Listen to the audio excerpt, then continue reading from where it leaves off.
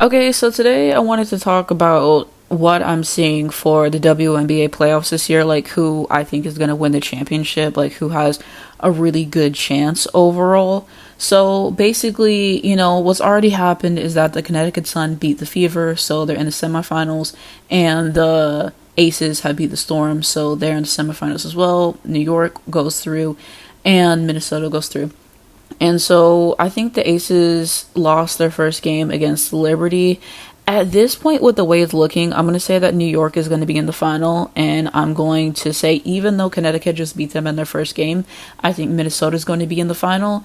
And at this point, if I have to predict who's going to win, actually, I think it's going to be New York that's going to win. And I low-key hate that after the way that the second Sky game went. If you saw that, that's one of the worst officiated games I've ever seen in life. But at this point, I think New York is going to win the title. I think that they're going to be in it with the Lynx. The Lynx, I mean, they got Nafisa Collier. She's playing well.